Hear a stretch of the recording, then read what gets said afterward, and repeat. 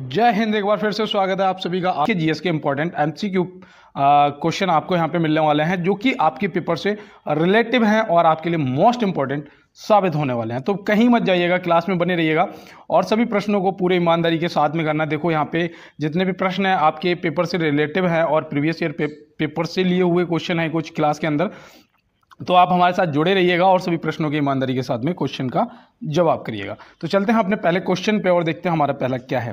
तो यहाँ पे बोला गया है कि डल झील किस राज्य में स्थित है। तो डल झील जो है वो किस राज्य में स्थित है। एक मिनट, यहाँ पे थोड़ा कलर चेंज करना पड़ेगा। देखो डल झील किस राज्य में स्थित है, यहाँ पे ये पूछा गया है। तो आप इसका सही जवाब क्या बताएंगे।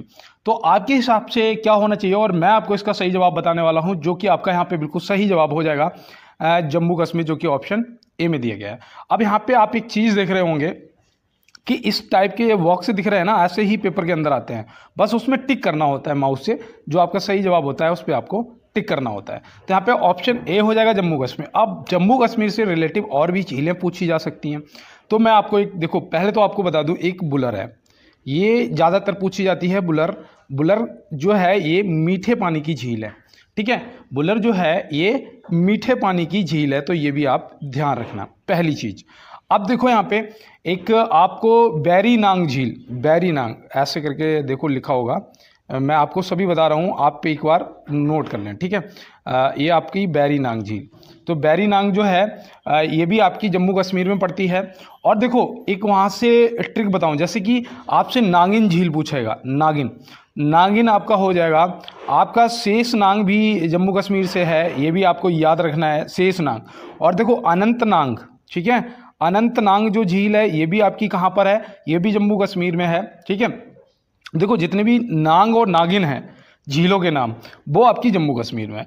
अब एक की याद रखना, आपकी हो जाएगी कौन सी, शायद मानस झील पूछी जाएगी, तो वो भी आपको जम्मू कश्मीर बताना। अब देखो उत्तराखंड से याद रखना, उत्तराखंड से अगर पूछेगा तो उत्तराखंड में आपकी जितनी भी है झील वगैरह वो याद रखना, उनके नाम के पीछे ताल लगता है। ये मैं आपको ट्रिक बता रहा हूँ, ताल, ज़्यादातर ताल लगा होगा, वो झील जो पूछेगा वो उत्तराखंड से रिलेटिव होगी। आपकी उड़ीसा से, देखो उड़ीसा से आपकी एक तो चिल्का हो जाएगी, पहली चिल्का जो है खारे पानी की झील है, ये आप याद रखना। और दूसरी मैं आपको बताऊं, एक तो चिल्का हो जाएगी और दूसरी आपकी महानदी हो जाएगी, ठीक है। तो ये आप याद रखना, आपकी उड़ीसा में स्थित है। और चलते हैं दोस्त अपने अगले प्रश्न की तरफ। और देखो आज देखो राष्ट्रपति को शपथ कौन दिलाता है, राष्ट्रपति को शपथ कौन दिलाता है। देखो यहाँ पे दो प्रश्न बनते हैं, राष्ट्रपति को शपथ कौन दिलाता है और राष्ट्रपति अपना त्याग पत्र किसको देता है।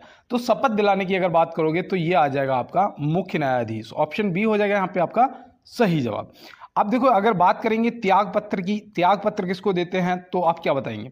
तो आप बताएंगे उपराष्ट्रपति को देते हैं। किसको देते हैं, उपराष्ट्रपति जी को देते हैं। तो ये भी आप याद रखेंगे। और चलते हैं अपने अगले प्रश्न की तरफ। और देखो याद करने के लिए अगर भूल जाते हो ना, मैं भी भूल जाता था, मैं आपको एक ट्रिक बता रहा हूं दोस्त, लिखना स्टार्ट कर दो। ये प्रश्न जैसे मैं आपको दिखा रहा हूं ना, अब तक आप लिख लेते कि इंपीरियल बैंक ऑफ इंडिया किसका पुराना नाम था। अगर आपने लिख लिया तो आप कभी नहीं भूलेंगे ये किसका पुराना नाम था। ये प्रश्न पूछा जाता है, मोस्ट इंपॉर्टेंट है, इस पर हैशटैग बना रहा हूं मैं, शायद इसीलिए कि ये प्रश्न आपसे पेपर के अंदर पूछा जा सकता है। तो आप क्या बताएंगे, भारतीय स्टेट बैंक, भारतीय SBI आपकी भारतीय स्टेट बैंक, ऑप्शन बी यहाँ पे आपको टिक लगा देना है। अब देखो जो इंपीरियल बैंक आपकी थी, इसकी जो स्थापना है वो कब हुई थी, तो आप क्या बताएंगे, ये आपकी हुई थी 1921 में हुई थी। कब हुई थी, 1921 में। अब देखो अगर आपसे पूछा जाएगा कि भारतीय स्टेट बैंक में अगर ये इंपीरियल बैंक का जो है कन्वर्ट हो गई थी भारतीय स्टेट बैंक में, या फिर भारतीय स्टेट बैंक की जो स्थापना है, तो आप क्या बताएंगे। तो याद रखना दोस्त, 1 जुलाई 1953, 1 जुलाई 1953, ठीक है। तो ये आपको याद रखना है, हो सकता है आपसे पूछ लिया जाए 1 जुलाई 1953। तो यहाँ से आपका ये भी कंफर्म होता है। और चलते हैं दोस्त अपने अगले प्रश्न की तरफ। और आप लोगों का सपोर्ट तय करेगा कि आपको आगे कितनी और क्लासेस चाहिए, तो ये आप मुझे आपका सपोर्ट तय करेगा। देखो यहाँ पे दिया गया है पाकिस्तान दिवस कब मनाया जाता है। पाकिस्तान दिवस, पाकिस्तान स्वतंत्रता दिवस कब मनाया जाता है, तो आप यहाँ पे आप बताएंगे। देखो अगर पाकिस्तान दिवस की बात करेंगे तो ये 23 मार्च को मनाया जाता है, जो कि यहाँ पे ऑप्शन सी में दिया गया। अगर आप इसके स्वतंत्रता दिवस की बात करेंगे तो देखो हम लोग कब मनाते हैं अपना स्वतंत्रता दिवस, तो हम मनाते हैं 15 अगस्त को मनाते हैं। भाई हम 15 अगस्त को मनाते हैं तो ये 14 अगस्त को मनाता है, तो ये आप याद रखना। देखिए और मैं आपको बता दूं, अगर कोई भी एरर हो जाता है, मिस्टेक हो जाती है क्वेश्चन के अंदर, मैं आपको बता रहा हूं, तो उसके लिए मैं पहले ही सॉरी बोल देता हूं, क्योंकि गलतियां इंसान से ही होती हैं। और आप अगर कोई गलती होती तो आप कमेंट बॉक्स में मुझे जरूर बताएंगे, और आपको अगर किसी भी क्वेश्चन का आंसर पता है तो आप कमेंट बॉक्स में जरूर बताएंगे। अब यहाँ पे देखो 15 जनवरी दे रखा है, 15 जनवरी क्या है, तो 15 जनवरी याद रखना ये आपका थल सेना दिवस है। क्या है? थल सेना दिवस। थल सेना दिवस आपका 15 जनवरी को मनाया जाता है। वायु सेना दिवस जो है आपका कब मनाया जाता है? 8 अक्टूबर को मनाया जाता है। वायु सेना दिवस 8 अक्टूबर को मनाया जाता है। और जल सेना दिवस, नौसेना दिवस जो है ये आपका 4 दिसंबर को मनाया जाता है। तो ये देखो यहाँ पे आपके तीनों सेना दिवस मैंने आपको बता दिए। अब देखो यहाँ पे ये 30 जनवरी दे रखा है। 30 जनवरी यहाँ पे देने का मतलब ये है कि कुछ ना कुछ है 30 जनवरी से। अब क्या है तो आपको पता होना चाहिए, ये शहीद दिवस मनाया जाता है। क्या? शहीद दिवस मनाया जाता है, क्योंकि गांधी जी की हत्या नाथूराम गोडसे ने 30 जनवरी 1948 को गोली मार के कर दी थी। 30 जनवरी 1948, तो इसे शहीद दिवस के रूप में मनाते हैं। तो ये आप याद रखेंगे, और साल में 2 बार शहीद दिवस मनाया जाता है। आप मुझे बताएंगे दूसरी बार कब मनाया जाता है। अब देखो यहाँ पे पूछा गया है कि राष्ट्रपति की न्यूनतम आयु क्या होती है, तो राष्ट्रपति या उपराष्ट्रपति, ठीक है, और राज्यपाल आपके जो होते हैं इनकी जो आयु है न्यूनतम कम से कम है वो है 35 वर्ष। अब देखो अगर आप गांव के प्रधान का इलेक्शन लड़ना चाहते हैं, भाई हम लोग तो गांव से बिलोंग करते हैं, हमें गांव के प्रधान का इलेक्शन अगर कुछ नहीं कर पाए तो कहते हैं ना, जैसे कि मैंने एक बार अपनी मैडम को बोल दिया था कि तुम करो बीए बीएससी, तुम करो बीए बीएससी और हम करेंगे प्रधानी। ठीक है, तो ये प्रधानी का फंडा रहता है, ध्यान रखना। तो ये इसके लिए कितनी उम्र चाहिए? 21 वर्ष चाहिए।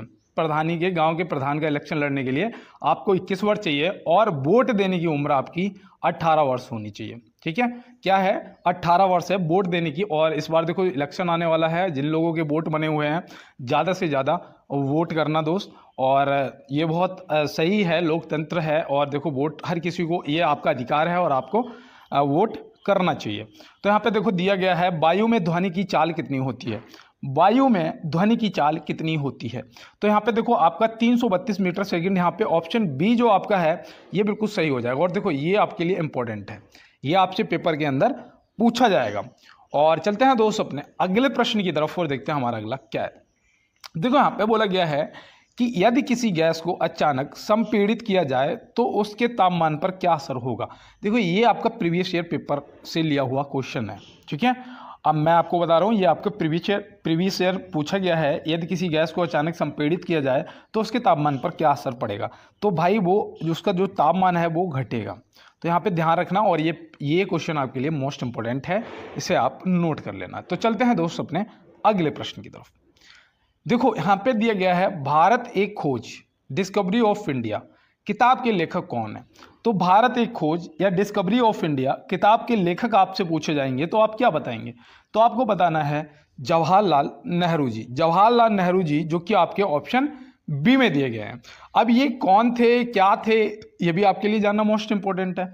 देखो ये भारत के प्रथम प्रधानमंत्री थे, पीएम थे। ठीक है, तो ये आपको पता होना आपके लिए मोस्ट इंपॉर्टेंट है। अब देखिए यहाँ पे एक तो ये भारत एक खोज, यहाँ पे आपसे किताब देखो बुक और बुक के लेखक आपसे 110% दोस्त एक ना एक पूछा जाएगा, पहली चीज। अब देखो महात्मा गांधी जी से याद रखना जो बहुत ज्यादा बार पूछी जाती है, my experiment with the tooth, my experiment with the tooth आपसे पूछी जाती है, आप याद रखेंगे। बाण भट्ट जी से एक पुस्तक याद रखना जो कि आपसे पूछी जाती है, हर्षचरित। क्या पूछी जाती है? हर्षचरित पूछी जाती है, तो ये भी आप याद रखेंगे। और चलते हैं दोस्त अपने अगले प्रश्न की तरफ। और मैं आपको बता दूं कि अब आपको प्रॉपर डेली क्लास मिलेगी। यार देखो मैं आपसे कहता हूँ कि आई एम देसी फ्रॉम गांव वाला, मैं यार गांव से बिलोंग करता हूँ और अकेला बंदा हूँ घर के अंदर, और मुझे देखो अपनी खेती से लेके सब कुछ देखना पड़ता है। यार पूरे दिन खेत में काम करने के बाद इतना थक जाता था कि शाम को सो जाता था और क्लास ना खुद ले पाता था ना आप लोगों के लिए कर पाता था। आज मेरा काम फिनिश हो गया मॉर्निंग में, आज से आपको कंटिन्यू क्लास मिलेगी। आप क्या करेंगे, बस अपने छोटे भाई को सपोर्ट करने के लिए एक बार क्लास को यार लाइक वाला बटन दबा देना, चैनल को सब्सक्राइब कर लेना और ज़्यादा से ज़्यादा क्लास को शेयर कर देना। अब चलते हैं अपने क्लास में और अपने क्वेश्चन पे। यहाँ पे पूछा गया है विश्व स्वास्थ्य संगठन का मुख्यालय कहाँ पर है। विश्व स्वास्थ्य संगठन, या फिर आप इसे ऐसे भी बोल सकते हैं WHO, world health organization, WHO, world health organization. इसकी फुल फॉर्म भी पूछी जाती है पेपर के अंदर, इसलिए मैं आपको बता रहा हूँ WHO। तो WHO वर्ल्ड हेल्थ ऑर्गेनाइजेशन या विश्व स्वास्थ्य संगठन का जो मुख्यालय आपका है वो है दोस्त जेनेवा में, जो कि यहाँ पे ऑप्शन ए में दिया गया है। अब देखो आपसे ये भी पूछा जा सकता है कि देखो अगर आप एसआई की तैयारी कर रहे हैं तो आपसे ये भी पूछा जा सकता है कि देखो कांस्टेबल में तो यही प्रश्न पूछेगा, लेकिन एसआई में ये भी पूछ सकता है कि विश्व स्वास्थ्य संगठन का जो स्थापना है वो कब हुई थी। तो आप क्या बताएंगे, तो आप याद रखना दोस्त 7 अप्रैल 1948। क्या बताओगे, 7 अप्रैल 1948। तो ये आप याद रखेंगे और चलते हैं अपने अगले प्रश्न की तरफ और देखते हैं हमारा अगला क्या है। देखो यहाँ पे दिया गया है CPU का पूरा नाम है। CPU का पूरा नाम क्या है। देखो CPU जो आपके कंप्यूटर में प्रयोग करते हैं ना CPU, तो CPU का पुराना नाम पूरा नाम जो है central processing unit. Central processing unit कहाँ पर दिया, ऑप्शन बी में दिया है, सेंट्रल प्रोसेसिंग यूनिट। आपका बिल्कुल सही जवाब हो जाएगा।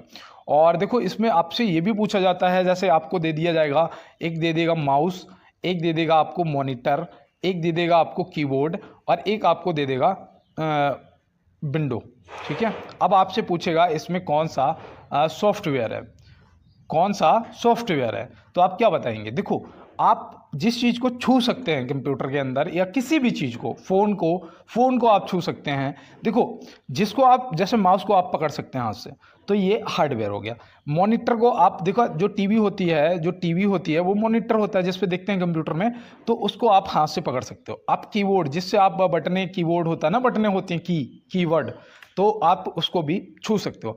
लेकिन जो विंडो होती है वो एक प्रोग्रामिंग होती है, उसके अंदर पड़ा होता है, तो वो सॉफ्टवेयर होता है। तो ऐसे आप याद रखेंगे।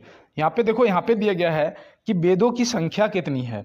देखो वेदों की संख्या पूछी गई है, तो आप क्या बताएंगे, 4 है। अब यहाँ पे हो सकता है कि आपसे वेद पूछ लिए जाए कोई ना कोई, तो सबसे पुराना अगर वेद पूछेगा, ध्यान रखना, सबसे पुराना वेद पूछेगा तो आपसे ऋग्वेद पूछेगा, ठीक है, ऋग्वेद। और देखो वेदों की संख्या 4 है, ऋग्वेद, यजुर्वेद, ठीक है, अर्थवेद और सामवेद। देखो सामवेद से आपका संगीत लिया गया है और अर्थवेद से क्या लिया गया है आप कमेंट बॉक्स में बताएंगे। देखो एक दो प्रश्न मैं आपसे भी पूछूंगा, क्योंकि देखो आप भी तैयारी कर रहे हो और मैं भी तैयारी कर रहा हूँ। आप कितना पढ़ रहे हैं जीएस में, आपका जीके जीएस कितना कंप्लीट है, ये आप तय करेंगे और यही आपके नंबर, क्योंकि देखो सबसे ज़्यादा क्वेश्चन जीके जीएस के आने, आपके 50 आने हैं, ठीक है। बाद बाकी आप दोनों के देखो, मैथ और वो आपका 35 का, ये आपके 50 हैं, तो ये आपका देखो मजबूत होना चाहिए। 50 में से 40 तो आपके एक्यूरेट सही होने चाहिए और कोई भी गलत नहीं होना चाहिए, नहीं तो माइनस मार्किंग शिकार हो जाओगे। अब यहाँ पे देखो दिया गया है किस ग्रह को सुबह शाम का तारा बोलते हैं। किस ग्रह को शाम का तारा, सांझ का तारा या भोर का तारा या फिर आपका पृथ्वी की जुड़वा बहन, ठीक है, पृथ्वी के सबसे नज़दीक ग्रह, ये सब पूछा जाएगा। सिर्फ एक जवाब होगा इसका, जो कि यहाँ पे नहीं दे रखा है, क्योंकि देखो वो आपका हो जाएगा सही जवाब शुक्र। क्या हो जाएगा, शुक्र ग्रह, जो कि इसमें से आपको लगाना है इनमें से कोई नहीं, क्योंकि ये आपका सही जवाब हो जाएगा, इनमें से कोई नहीं, क्योंकि ये शुक्र है। देखो बुध जो है ये सूर्य के सबसे नजदीक ग्रह है, पहली बात ये भी ध्यान रखना, और शुक्र जो है ये पृथ्वी के सबसे नजदीक है।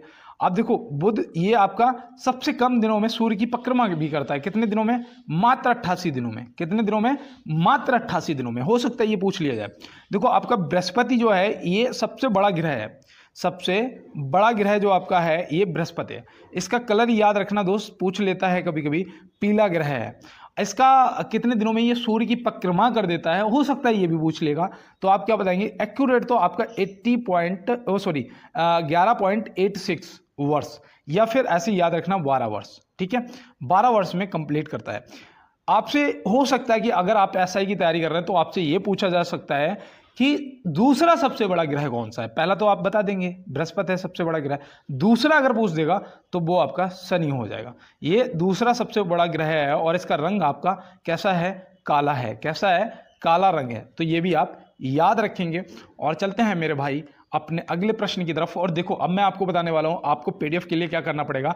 आपको कमेंट बॉक्स में टाइप करना पड़ेगा भैया पीडीएफ पीडीएफ पीडीएफ लिख देना, पीडीएफ। ठीक है, इतना भी अगर लिख दोगे मैं आपको टेलीग्राम का लिंक शेयर कर दूंगा, जो ग्रुप आप ज्वाइन कर लेना और वहां से आपको पीडीएफ, ये पीडीएफ और इससे पहले की क्लासों की पीडीएफ, सारी पीडीएफ उधर आपको मिल जाएंगी और वो भी एकदम से फ्री में, जिसका आपसे कोई भी चार्ज नहीं लगना है।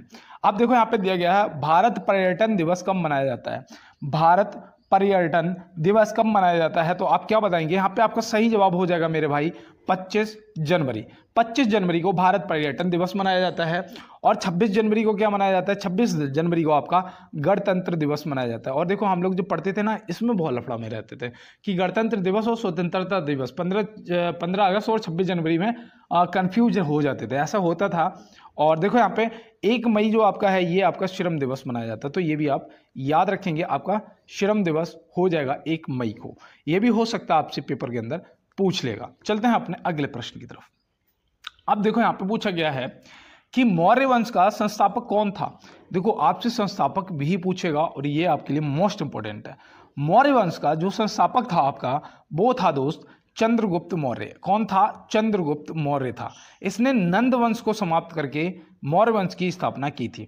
मौर्य वंश, और देखो पहले तो आपको मैं नंद वंश के बारे में बता दूं कि नंद वंश का अगर संस्थापक आपसे पूछा जाएगा तो आप क्या बताएंगे, महापद्मानंद। क्या बताओगे, महापद्मानंद। और आखिरी शासक अगर पूछा जाएगा तो आप क्या बताओगे, तो आपको बताना है धनानंद। ठीक है, आपको क्या बताना है, धनानंद बताना है। ठीक है, और देखो मेरे पास पेन नहीं है, इसीलिए मैं कहता हूँ यार थोड़ा सपोर्ट कर दोगे तो पेन भी होगा और लाइव क्लास भी चलेगी। एक नया फ़ोन आ जाएगा और उससे मैं आपको लाइव फिर क्लास में मैं आऊँगा और वहाँ पे आपको जब कमेंट बॉक्स में आप बताओगे कि भैया इसका ये आंसर होगा, ये सब होगा, तो बहुत अच्छा लगता है। ठीक है, तो इसीलिए मैं आपसे कहता हूँ थोड़ा सा यार ज़्यादा से ज़्यादा शेयर कर दो। और देखो चंद्रगुप्त मौर्य से याद रखना, इसके प्रधानमंत्री भी पूछा जाता है, जो कि चाणक्य जी थे। कौन थे, चाणक्य या विष्णुगुप्त या फिर कौटिल्य। कौटिल्य, चाणक्य और विष्णुगुप्त, ये एक ही लोगों के नाम थे। किनके, चाणक्य के। अब देखो चाणक्य जी से एक पुस्तक भी पूछी जाती है जिसका नाम है अर्थशास्त्र, जो कि बिल्कुल राजनीति पे आधारित। किस पे, राजनीति पे थी ना, बताइएगा कमेंट बॉक्स में। अर्थशास्त्र को आप विशेष रूप से ध्यान रखेंगे। ठीक है, ये आपसे पूछी जाएगी, चाणक्य जी की पुस्तक है। और देखो श्रीगुप्त जो है ये गुप्त वंश का संस्थापक था। किसका, गुप्त वंश का। बाबर जो था ये किसका था, ये आपका मुगल वंश का संस्थापक था। किसका, मुगल वंश का संस्थापक था। और इसका पहला युद्ध भी याद रखना, पानीपत का लड़ा था कब, 1526 में। तो ये भी आप याद रखेंगे, हो सकता है पेपर के अंदर आपसे पूछ लिया जाए। तो चलते हैं दोस्त अपने अगले प्रश्न की तरफ। एक देखो कहने के लिए तो यहाँ पे 50 क्वेश्चन है, लेकिन हर क्वेश्चन में 4 आपको देता हुआ चल रहा हूँ एक्स्ट्रा। कितना हो गया, 200 क्वेश्चन। 200 क्वेश्चन आप रोज अगर पढ़ेंगे ना, पेपर तक आपका जीके जीएस कंप्लीट हो जाएगा। और करंट अफेयर की क्लास आप डेली कहीं ना किसी चैनल पे जाके जरूर पढ़ लिया करो। आपके लिए मोस्ट इंपॉर्टेंट है दोस्त, करंट अफेयर भी आपसे पूछा जाएगा।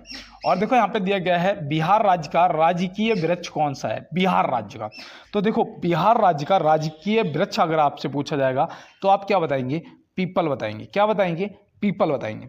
लेकिन मैं आपको बता दूं, अगर आपसे पूछा जाएगा कि भारत का राष्ट्रीय वृक्ष कौन सा है, तो बताओ क्या बताओगे, क्या पीपल लगाओगे। अगर आप पीपल लगाते हैं तो आपका क्वेश्चन गलत हो जाएगा, क्योंकि जो राष्ट्रीय वृक्ष हमारा है वो है बरगद।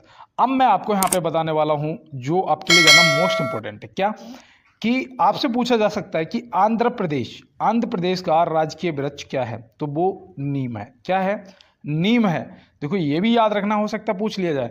आंध्र प्रदेश से और भी प्रश्न पूछे जा सकते हैं कि भाषाई आधार पर बनने वाला पहला राज्य कौन सा था, तो वो था आपका आंध्र प्रदेश। भाषाई आधार पर कब बना था, 1953 में बना था। कब बना था, 1953 में बना था। तो ये भी देखो याद रखना, हो सकता है पेपर के अंदर आपसे पूछ लिया जाए। तो चलते हैं अपने अगले प्रश्न की तरफ। बिहार का महापर्व किसे कहा जाता है, बिहार का महापर्व, भाई मोस्ट इंपॉर्टेंट है यार। देखो महापर्व, लोक नृत्य, ये आप पढ़ के जाना, क्योंकि ये एक ना एक आपसे हर पेपर में पूछा जाएगा। यहाँ पे आपको बताना है बिहार का महापर्व किसे कहा जाता है, तो वो याद रखना छठ पूजा को बोला जाता है। अब देखो यहाँ पे आपके लिए जानना इंपॉर्टेंट है, कथक जो है ये कहाँ का है, तो ये उत्तर प्रदेश से संबंधित है। कथक, बिरजू महाराज, लक्षु महाराज आपके कथक से संबंधित है। ये नाम भी याद रखना, हो सकता है आपसे पूछ लिया जाए। और रासलीला आपकी, ये भी आपकी उत्तर प्रदेश से संबंधित है, तो ये भी आप याद रखना। और देखो विदेशिया नृत्य, विदेशिया जो आपका है ये आपका कहाँ से है बताओ, विदेशिया, तो विदेशिया लोक नृत्य जो आपका है ये बिहार से संबंधित है। और देखो छठ पूजा आपकी, ये छठ पर्व जो है वो भी बिहार से संबंधित है। तो चलते हैं अपने अगले प्रश्न की तरफ और देखते हैं हमारा अगला क्या है। मनुष्य सांस में कौन सी गैस लेते हैं, मनुष्य जो है वो सांस में कौन सी गैस लेता है। देखो भाई, कहते हैं ना जब किसी को दिक्कत हो जाती है, अभी कोविड आया था तो हमने क्या करा था, हम ऑक्सीजन के लिए बहुत भटके थे, तो ऑक्सीजन याद रखना, ऑक्सीजन हो जाएगा आपका सही जवाब। मैं आपसे पूछता हूँ एक प्रश्न कि वायुमंडल में ऑक्सीजन कितने प्रतिशत पाई जाती है, तो मेरे भाई का जवाब तुरंत आएगा 21% पाई जाती है। अगर मैं आपसे पूछता हूँ कि वायुमंडल में नाइट्रोजन कितना प्रतिशत पाया जाता है, तो आप तुरंत जवाब आपका आना चाहिए 78% पाया जाता है। लेकिन अब अगर आप एसआई की तैयारी कर रहे हैं तो आप फंस गए हैं, क्योंकि मैं आपसे क्वेश्चन पूछने वाला हूं कि सूर्य में कौन सी दो गैसें सर्वाधिक पाई जाती हैं, जो कि आप तुरंत जवाब बता देंगे भैया हाइड्रोजन और हीलियम। ठीक है, हाइड्रोजन और हीलियम ये नाभिकीय संलयन पर कार्य करते हैं। जो सूर्य है नाभिकीय संलयन पे काम करता है, आपका हाइड्रोजन बम है नाभिकीय संलयन पर काम करता है, आपका परमाणु बम जो है वो नाभिकीय विखंडन पर कार्य करता है, ये तो आपको पता ही होगा। लेकिन अगर मैं आपसे पूछता हूँ कि हाइड्रोजन कितने प्रतिशत पाई जाती है, तो आप फंस चुके हैं, आपको नहीं पता होगा। मैं आपको बता रहा हूँ, आप नोट करिएगा, 72% पाई जाती है। कितनी? 72% पाई जाती है। तो अब यहाँ से आपका देखो, जितने भी यहाँ पे मैंने आपको एक्स्ट्रा बताया आपका कंफर्म हुआ होगा। और देखो ये सब मुझे कैसे याद रहता है, मैंने जिन चीज़ों को लिख लेता हूँ ना, मुझे पता है अगर मैंने 5 बार लिख दिया ना किसी को, तो उसे मैं कभी भी नहीं भूल सकता हूँ। इसीलिए कहता हूँ ज़्यादा से ज़्यादा क्वेश्चन को लिखो लिखो लिखो, पेपर में एक अच्छा स्कोर आपका हो जाएगा दोस्त। देखो यहाँ पे दिया गया है, विश्व का कौन सा देश जिसने किसी युद्ध में भाग नहीं लिया। विश्व का कौन सा ऐसा देश है जिसने किसी युद्ध में भाग नहीं लिया, तो यहाँ पे आप क्या बताएंगे, तो यहाँ पे आपका सही जवाब जो है वो होना चाहिए स्विट्जरलैंड। स्विट्जरलैंड। ओलंपिक संघ का जो मुख्यालय है वो कहाँ पर है, तो वो भी आपका स्विट्जरलैंड में है, ये आप याद रखेंगे। और देखो आपसे पूछा जाएगा कि विश्व का ऐसा कौन सा देश है जो कभी किसी का गुलाम नहीं हुआ, तो याद रखना वो एक नेपाल है। क्या है? नेपाल है जो कभी किसी का गुलाम नहीं हुआ। तंबाकू पर प्रतिबंध लगाने वाला विश्व का पहला देश कौन सा है, बताइएगा। एसआई की तैयारी कर रहे हो तो बताओ यार, क्वेश्चन का जवाब दो, पूछा जाएगा। आप क्या बताएंगे, तुरंत लगा देना भाई भूटान। क्या लगाओगे? भूटान। ठीक है, तो भूटान हो जाएगा आपका सही जवाब। तो चलते हैं अपने अगले प्रश्न की तरफ। महात्मा गांधी ने दांडी मार्च कब किया था? महात्मा गांधी ने दांडी मार्च कब किया था? प्रीवियस ईयर क्वेश्चन आपका 110%, आप पेपर उठा के चेक कर लेना। प्रीवियस ईयर पूछा, मतलब जब आपका अभी 2019 में हुई थी ना पुरानी भर्ती, मुझे पुराना पेपर मिला था, उसमें से इस क्वेश्चन को मैंने निकाला और यहाँ पे लिखा। ये जो आपका दांडी मार्च है, इसे आप बोल सकते हैं नमक कानून। नमक कानून जो आपका जिसके खिलाफ ये हुआ था दांडी मार्च, वो कब हुआ था? 1930 में हुआ था। अब देखो, अगर आपसे मैं पूछता हूँ कि फॉरवर्ड ब्लॉक की स्थापना किसने की थी, तो आप क्या बताओगे? तो आप बताओगे भैया सुभाष चंद्र बोस जी ने। किसने की थी? सुभाष चंद्र बोस जी ने। कब की थी? तो आप क्या बताओगे? 1939 में की थी। कब की थी? 1939 में की थी। भारत छोड़ो आंदोलन कब हुआ था? आप कमेंट बॉक्स में बताएंगे, अपने क्वेश्चनों के जवाब दें, ताकि मुझे भी पता लगे कि आप मेरे साथ में अब बहुत अच्छे से पढ़ाई कर रहे हैं। तो यहाँ पे दिया गया है कि कथकली नृत्य किस राज्य से संबंधित है। कथकली नृत्य जो है दोस्त किस राज्य से संबंधित है, तो आप यहाँ पे क्या बताएंगे? कथकली आपका केरल से संबंधित है। किससे? केरल से संबंधित है। सॉरी, देखो आपका उत्तर प्रदेश से मैंने आपको रासलीला, कथक ये सब बता दिया था। नौटंकी आपकी जो है नौटंकी, तो ये भी याद रखना, नौटंकी आपकी उत्तर प्रदेश से संबंधित है। बिहू आपका असम से संबंधित है। देखो ये तो क्वेश्चन 110% हर पेपर में पूछा जाता है। बिहू लोक नृत्य कहाँ से संबंधित है? तो बिहू, देखो नाम बिहू के आगे और भी वो नाम हो सकता है कोई ना कोई, लेकिन बिहू जैसे ही पढ़ो आप समझ जाना कि बात असम की हो रही है। ठीक है, तो इतना आप याद रखेंगे और चलते हैं अपने अगले प्रश्न की तरफ। किस भारतीय ने प्रबुद्ध भारत पत्रिका शुरू की थी? किस भारतीय ने प्रबुद्ध भारत पत्रिका शुरू की थी? तो देखो ये तो मैं आपका इसका तो सही जवाब बताने वाला हूँ। पहले तो आप कमेंट बॉक्स में बताएंगे, और नहीं तो मैं आपको बताने वाला हूँ स्वामी विवेकानंद जी, जो कि यहाँ पे ऑप्शन ए में दिए गए हैं। तो ऑप्शन ए हो जाएगा। और चलते हैं दोस्त अपने अगले प्रश्न की तरफ। देखो यहाँ पे दिया गया है कि फेसबुक के संस्थापक कौन है? फेसबुक के संस्थापक कौन है? तो ये आप याद रखना, मार्क जुकरबर्ग, जो कि ऑप्शन बी में दिए गए हैं। तो यहाँ पे आप ये तो याद रखेंगे। और मैं यहाँ पे आपको बता दूं, इनसे संबंधित आपसे पूछा जा सकता है मेटा। ठीक है, आप देखो टेलीग्राम कह रहा हूँ, इंस्टाग्राम और फेसबुक जब खोलते तो मेटा लिख के आता ना, तो जो मेटा के संस्थापक हैं ना वो भी मार्क जुकरबर्ग हैं, ये भी याद रखना। और आपको बता दूं, ये दुनिया के तीसरे सबसे अमीर आदमी है, दुनिया के तीसरे सबसे अमीर आदमी है। तो ये भी आप याद रखेंगे। और चलते हैं अपने अगले प्रश्न की तरफ। भोपाल दुर्घटना में किस गैस का रिसाव हुआ था? भोपाल दुर्घटना, भाई ये बहुत ही भयानक दुर्घटना हुई थी। और मैं आपको बता दूं, पहले तो आपको इसका प्रश्न का जवाब दूंगा कि इसमें क्या हुआ था। इसमें मिथाइल आइसोसाइनाइट, जो कि इस गैस का रिसाव हो गया था, जिस वजह से ये देखो, आप अगर एसआई की तैयारी कर रहे हो तो नोट कर लेना इस पॉइंट को, ये पूछा जाएगा आपसे। देखो 2 और 3 दिसंबर 1984, ठीक है, ये याद रखना, 2 और 3 दिसंबर 1984 की रात में यूनियन कार्बाइड कीटनाशक फैक्ट्री में जहरीली गैस के रिसाव की वजह से, जहरीली गैस जो थी वो मिथाइल आइसोसाइनेट थी, जिसकी वजह से क्या हुआ था, 3787 लोग मर गए थे। 3787 लोगों ने अपनी जान खो दी थी। और ये आप याद रखना, ये कहाँ पर हुई थी? तो ये भोपाल में हुई थी। तो ये आप याद रखेंगे। और चलते हैं दोस्त अपने अगले प्रश्न की तरफ और देखते हैं हमारा अगला क्या है। और देखो आप लोग जुड़े रहते हो ना, मुझे बहुत अच्छा लगता है। देखो यहाँ पे दिया गया है कि भारत की वह कौन सी नदी है जिसमें हीरा पाए जाते हैं? भारत की वह कौन सी नदी है जिसमें हीरा पाए जाते हैं? तो आप क्या बताएंगे? तो यहाँ पे आपकी वो नदी हो जाएगी कृष्णा नदी। कृष्णा नदी, जो कि ऑप्शन सी में दिया गया है। तो ऑप्शन सी हो जाएगा। ये कहाँ पर है? ये दक्षिण भारत में पड़ती है। कहाँ पर? दक्षिण भारत में है। तो ये भी आप याद रखेंगे। और देखो मैं आपको यहाँ पे और भी प्रश्न बताता हूँ। गंगा की लंबाई याद रखना, भारत की सबसे लंबी नदी है, 2525 किलोमीटर लंबाई है। तो ये तो आपको याद रखना ही रखना है। और देखो आपसे पूछा जाएगा भारत में सोना कहाँ पाया जाता है? तो देखो कहाँ पाया जाता है? कोलार में आपका सोना पाया जाता है। तो ये भी याद रखना। और भारत में हीरा कहाँ पाया जाता है? तो हीरा की तमन्ना है कि पन्ना मुझे मिल जाए, चाहे फिर दिल जाए या फिर जान जाए। तो देखो कहाँ पर पाया जाता है? पन्ना में पाया जाता है। तो ये भी आप याद रखना। और अगर नदी की बात करेगा तो आपको कृष्णा नदी लगा देना है। तो चलते हैं दोस्त अपने अगले प्रश्न की तरफ। देखो यहाँ पे दिया गया है कि बनारस हिंदू विश्वविद्यालय की स्थापना किसने की थी? देखो very very most important, Banaras Hindu BHU Banaras Hindu विश्वविद्यालय, BHU की स्थापना आपसे जरूर पूछा जाएगा दोस्त, ये आपको याद रखना है। तो आप क्या बताएंगे? तो आपका सही जवाब हो जाएगा मदन मोहन मालवीय जी। मदन मोहन मालवीय जी, जो कि आपके ऑप्शन बी में दिए गए हैं। ऑप्शन बी आपका सही जवाब हो जाएगा। और स्वामी विवेकानंद जी ने क्या किया था? इन्होंने प्रबुद्ध भारत पत्रिका की शुरुआत की थी। तो ये भी आप याद रखेंगे। और चलते हैं अपने अगले प्रश्न की तरफ। विश्व का सबसे बड़ा देश कौन सा है? विश्व का सबसे बड़ा देश कौन सा है? तो इसमें तो इतना समय लगानी नहीं है, रूस है। क्या है? रूस है। बताइए, कनाडा दूसरे नंबर पे आता है ना? मैं सही बता रहा हूँ आपको, कमेंट बॉक्स में आप मुझे बताएंगे। और भारत जो है ये 7वें नंबर पे आता है। तो चीन कितने नंबर पे आता है? ये चाइना जो है ये किस नंबर पे आता है क्षेत्रफल की दृष्टि में? आप कमेंट बॉक्स में बताएंगे। तो चलते हैं अपने अगले प्रश्न की तरफ और देखते हैं हमारा अगला क्या है। तो यहाँ पे दिया गया है सूरत शहर किस नदी के तट पर स्थित है? मैं भारत कह रहा था, माफ़ी चाहते हैं।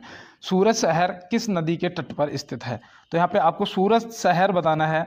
तो आप क्या बताएंगे? देखो नदियों के किनारे बसे शहर याद रखना आप के लिए मोस्ट इम्पॉर्टेंट है। इसका सही जवाब तो आपका ताप्ती नदी हो जाएगा। लेकिन मैं आपको बता दूं, यमुना से याद रखना आपसे दिल्ली पूछा जा सकता है। यमुना से याद रखना आपसे दिल्ली पूछा जा सकता है। और देखो आगरा भी पूछा जा सकता है, तो ये आप यमुना से याद रखेंगे। और देखो गंगा पे आपका वाराणसी हो गया बनारस, और देखो आपका जो हरिद्वार है वो भी हो जाएगा, आपका ऋषिकेश भी हो जाएगा।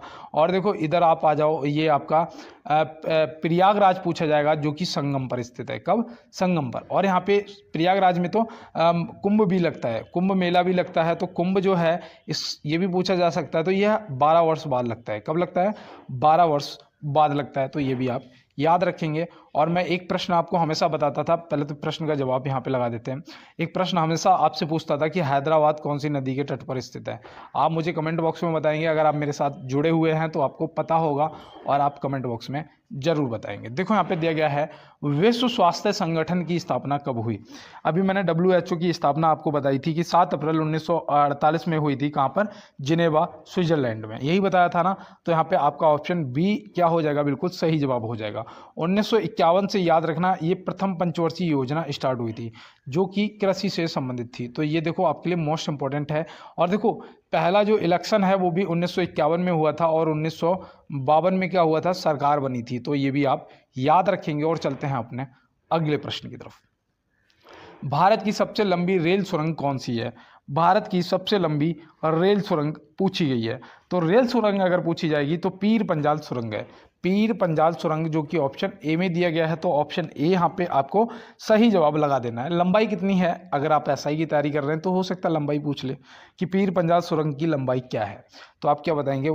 11.2 किलोमीटर। कितनी है? 11.2 किलोमीटर। तो ये आप याद रखेंगे। और श्यामा प्रसाद मुखर्जी सुरंग, अटल सुरंग, देखो अटल सुरंग से भी आपसे प्रश्न पूछे जाएंगे।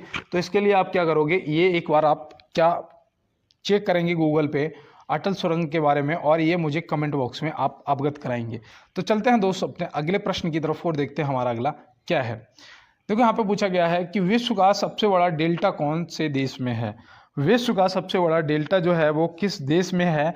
तो आप क्या बताएंगे? तो यहाँ पे आपका सही जवाब होना चाहिए भारत। कहाँ पर है? भारत में है। विश्व का सबसे बड़ा डेल्टा भारत में है, जिसे आप सुंदरवन डेल्टा के नाम से जानते भी हैं। ठीक है, सुंदरवन डेल्टा के नाम से जानते हैं। और ये देखो सुंदरवन एक आपका राष्ट्रीय पार्क भी है। ठीक है, राष्ट्रीय उद्यान भी है। कहाँ पर पड़ते हैं? तो आप क्या बताएंगे? पश्चिम बंगाल में पड़ते हैं। कहाँ पर? पश्चिम बंगाल में पड़ते हैं। तो ये भी आप याद रखेंगे। और चलते हैं अपने अगले प्रश्न की तरफ। कैसर ए हिंद की उपाधि संबंधित है। कैसर ए हिंद की उपाधि देखो मोस्ट इंपॉर्टेंट है, और उपाधियां आप याद रखना। तो कैसर ए हिंद की जो उपाधि है ये किससे संबंधित है? तो आप क्या बताएंगे? तो आपका सही जवाब महात्मा गांधी जी होना चाहिए। क्या होना चाहिए? महात्मा गांधी जी, जो कि ऑप्शन ए में दिया गया है। अगर मैं आपसे पूछता हूं कि इन्हें ये उपाधि किसने दी थी और कब दी थी, तो आप क्या बताएंगे? तो भाई देखो महात्मा गांधी जी को कैसर ए हिंद की उपाधि जो है ये अंग्रेजों ने दी थी। अंग्रेजों ने दी थी। और कब दी थी? तो 1915 में दी थी। कब दी थी? 1915 में दी थी। तो ये आप याद रखेंगे। और देखो 1915 9 जनवरी 1915 को गांधी जी दक्षिण अफ्रीका से वापस भारत लौट के आए थे। तो ये भी आप याद रखेंगे। और इसे भारतीय प्रवासी दिवस के रूप में भी मनाया जाता है। तो ये भी आप याद रखेंगे। अब देखो यहाँ पे सरदार वल्लभ भाई पटेल जी को सरदार की उपाधि किसने दी थी? तो देखो सरदार की उपाधि इन्हें महात्मा गांधी जी ने दी थी। और देखो ये मैं कंफ्यूज रहता था पहले, मैंने कई बार बता दिया आपको कि बारदोली की महिलाओं ने इन्हें ये उपाधि दी थी। लेकिन मैं आपको बताना चाहता हूँ कि मैंने इसे जब चेक किया तो मैंने सही आंसर ये पाया कि सरदार की उपाधि महात्मा गांधी जी ने दी थी। और कहाँ पर? बारदोली में दी थी। बारदोली में सरदार की उपाधि दी थी, और इन्हें सरदार कह के बारदोली की महिलाओं ने बुलाया था। ठीक है, तो ये आप याद रखें, मतलब संबोधित किया था। देखो यहाँ पे दिया गया है गदर पार्टी की स्थापना कब हुई थी? मोस्ट इंपोर्टेंट बताइएगा, किसी शेर पंजाब को पता हो कि गदर पार्टी की स्थापना कब हुई थी। और देखो शेर पंजाब किसकी उपाधि थी, ये आप कमेंट बॉक्स में बताएंगे। मेरे मुंह से निकल गया तो अब आप कमेंट बॉक्स में बताएंगे। अब देखो गदर पार्टी की जो स्थापना है ये कब हुई थी? तो आप क्या बताएंगे? 1913 में हुई थी। कब हुई थी? 1913 में हुई थी। किसने की थी? तो आप क्या बताएंगे? लाला हरदयाल जी ने की थी। किसने? लाला हरदयाल जी ने की थी 1913 1913 में गदर पार्टी की स्थापना। और देखो आपसे मैं बताऊं, यहाँ पे 1915 से मुझे याद आया, यहाँ पे एक और स्थापना हुई थी हिंदू महासभा की। हिंदू महासभा की स्थापना हुई थी। कब हुई थी ये? तो ये हुई थी 1915 में। मदन मोहन मालवीय जी ने ये की थी। किसने की थी? मदन मोहन मालवीय जी ने। अब देखो 1911 से आप याद रखना, आपसे पूछा जाएगा कि दिल्ली भारत की राजधानी कब बनी? दिल्ली भारत की राजधानी कब बनी? तो ये 1911 में बनी थी। कब बनी थी? 1911 में। और 1912 में ये ट्रांसफ़र हो गई थी। ठीक है। और इससे पहले कहाँ थी? तो इससे पहले कोलकाता में थी। और दिल्ली जब भारत की राजधानी बनी थी उस टाइम वायसराय कौन था? ठीक है। तो ये आप कमेंट बॉक्स में बताएंगे। और चलते हैं अपने अगले प्रश्न की तरफ। असहयोग आंदोलन कब हुआ? देखो असहयोग आंदोलन जो है ये कब हुआ था? तो ये हुआ था 1 अगस्त 1920 को। 1 अगस्त 1920 में हुआ था। कब हुआ था? 1 अगस्त 1920 में। बंद कब हुआ था? तो 1922 में। बंद कब हुआ था? 1922 में हुआ था। क्यों हुआ था? तो जो Chaura Chauri train rail action हुआ था, Chaura Chauri train rail action हुआ था, उस वजह से इसे गांधी जी ने और रोक दिया था 1922 में। तो ये आप याद रखेंगे। 1919 से याद रखना जलियांवाला बाग हत्याकांड हुआ था, जिसकी डेट आप याद रखना अप्रैल 13 अप्रैल 1919 को ये जलियांवाला बाग हत्याकांड हुआ था। और उसमें गोली चलवाने का आदेश किसने दिया था? तो बताओ, जनरल ओ डायर ने दिया था क्या? आप कमेंट बॉक्स में बताएंगे। तो चलते हैं अपने अगले प्रश्न की तरफ और देखते हैं हमारा अगला क्या है। कंप्यूटर साक्षरता दिवस कब मनाया जाता है? वेरी वेरी मोस्ट इंपॉर्टेंट यार। ये दिवस वाले क्वेश्चन तो आपसे 2 पूछे जाएंगे, एक भी नहीं, 2। कंप्यूटर साक्षरता दिवस कब मनाया जाता है? तो देखो यहाँ पे मैं आपको 3 के 3 ऑप्शन बताऊंगा। 1 दिसंबर को आपका एड्स दिवस मनाया जाता है। क्या मनाया जाता है? एड्स दिवस मनाया जाता है। 2 दिसंबर को आपका कंप्यूटर साक्षरता दिवस मनाया जाता है, ये भी आपको पता होगा। 4 दिसंबर को आपका क्या मनाया जाता है? तो ये आपका जल सेना दिवस मनाया जाता है। क्या? जल सेना दिवस मनाया जाता है। तो ये आप याद रखेंगे। तो मैं उम्मीद करता हूँ ये प्रश्न भी आपने नोट कर लिए होंगे कि कौन सा देश है जहाँ 5 सूर्य दिखाई देते हैं? तो वो चीन है। लेकिन वहाँ पे कोहरे की वजह से ऐसा होता है। किसके? कोहरा की वजह से ऐसा हो जाता है, फॉग की वजह से हो जाता है। तो चलते हैं अपने अगले प्रश्न की तरफ। ऑस्ट्रिया की राजधानी क्या है? ऑस्ट्रिया की राजधानी क्या है? देखो यहाँ पे तो फंस गए होंगे। अब एसआई वालों जवाब दो, कमेंट बॉक्स में टाइप करो, कहो एक बार कि न थके हैं पैर मेरे और ना ही हिम्मत हारी है, मैंने देखे हैं कई दौर और आज भी सफ़र जारी है। तो देखो रुकना नहीं है, थकना नहीं है, हार नहीं माननी है, लगातार लगे रहना है। सफलता एक दिन आपकी हो जाएगी। और जीतता वही है जो दोस्त लगा रहता है। मन से अगर हार जाओगे तो कभी नहीं जीत सकते हो, और अगर ग्राउंड में हार जाओगे तो आप 1000 बार जीतोगे। लेकिन मन से मत हारना, क्योंकि हम लोगों के पास कुछ है ही नहीं यार। वो गोल्फ की एक मैंने मूवी देखी थी, नाम याद नहीं आ रहा, नवाजुद्दीन सिद्दीकी की शायद थी। वो कहता था कि मैं तो यार क्या हूँ, मैं क्या हूँ, कुछ नहीं, रोड से आया हूँ, हार भी जाऊँगा तो क्या जाएगा, कुछ नहीं। लेकिन तुम चैंपियन हो, अगर तुम हार गए तो तुम्हारा सब कुछ चला जाएगा। तो इसीलिए कहते हैं कि तुम कुछ नहीं हो, हार गए तो कोई गम नहीं, बस लगे रहो, जीत एक दिन तुम्हारी होगी। ऑस्ट्रिया की राजधानी बस बताना, छोटा सा क्वेश्चन है, अगर नहीं पता है तो बियाना नोट कर लो। क्या? बियाना। अब मैं पूछता हूं कि ऑस्ट्रेलिया की राजधानी बताओ। ऑस्ट्रिया की राजधानी तो बियाना मैंने आपको बता दी। अब आप मुझे ऑस्ट्रेलिया की राजधानी बताएंगे। ऑस्ट्रेलिया की, तो ऑस्ट्रेलिया की सिडनी मत बता देना, वरना मेरी जान गलत हो जाएगा। ठीक है, जितने भी मेरे भाई बहन मुझे सुन रहे हैं और मैं ऐसे बोल देता हूँ तो नाराज मत होना। मैं उसके लिए, अगर किसी को गुस्सा आ जाए तो मैं उसके लिए पहले ही माफ़ी चाहता हूँ। तो मैं आपको बता दूँ इसके लिए यार, याद रखना कैनबरा। क्या? कैनबरा। तो मैं उम्मीद करता हूँ आपने नोट कर लिया होगा। चलते हैं अपने अगले प्रश्न की तरफ। मेक इन इंडिया कार्यक्रम का लोगो क्या है? आपने देखा ना, ऐसे लोगो होता है, उसमें एक जानवर बना होता है। तो वो जानवर आपको यहाँ पे बताना है कि शेर है, बाघ है या चीता है। तो आप क्या बताएंगे? बताओ फटाफट। तो यहाँ पे आपका सही जवाब हो जाएगा शेर। मेक इन इंडिया के कार्यक्रम का जो लोगो है उसमें शेर बना हुआ है। तो ऐसे ही आप याद रखेंगे। तो चलते हैं अपने अगले प्रश्न की तरफ। तूतीकोरिन बंदरगाह कहाँ स्थित है? Very very most important. SI वालों जवाब दो मेरे भाई, तूतीकोरिन बंदरगाह कहाँ स्थित है? तो तूतीकोरिन जो बंदरगाह है ये आपका तमिलनाडु में स्थित है। कहाँ पर है? तमिलनाडु में स्थित है। तो ये आप याद रखेंगे और मैं उम्मीद करता हूँ आपने इसको नोट भी कर लिया होगा। और देखो मैं अभी आपको राजधानी बता रहा था ना, तो आप मुझे अफगानिस्तान की राजधानी बताओ। चलो मुझे याद आ गया, काबुल है, होती है ना। देखो नोट कर लो, पूछे जाएंगे। चलो आप एथेंस बताओ। Athens, Athens Greece.